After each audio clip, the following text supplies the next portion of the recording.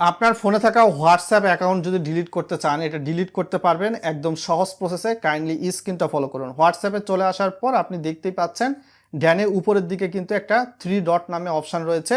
এই three dot অপশানে click করেই কিন্তু আপনার হোয়াটসঅ্যাপ অ্যাকাউন্ট ডিলিট করতে হবে।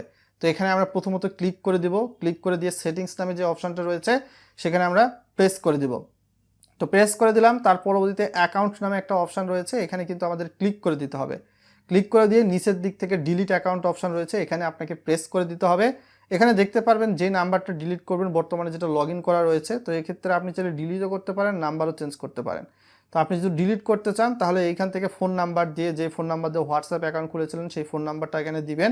দেওয়ার পরবর্তীতে ডিলিট অ্যাকাউন্ট নামে কিন্তু একটা অপশান রয়েছে, এই ডিলিট অ্যাকাউন্ট অপশানে ক্লিক করতে হবে। ক্লিক করলে যে কোনো একটা রিজন দিতে হবে। সিলেক্ট এ রিজন অপশানে ক্লিক করলেন, ক্লিক করে যে কোনো একটা রিজন দিলেন।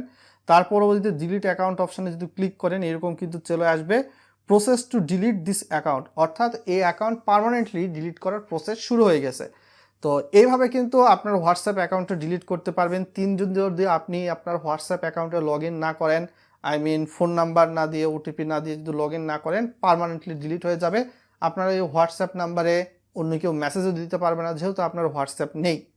সো এই প্রক্রিয়া চাইলে আপনি হোয়াটসঅ্যাপ ডিলিট করতে পারেন। আর ভিডিওটা লাইক শেয়ার করে দিবেন।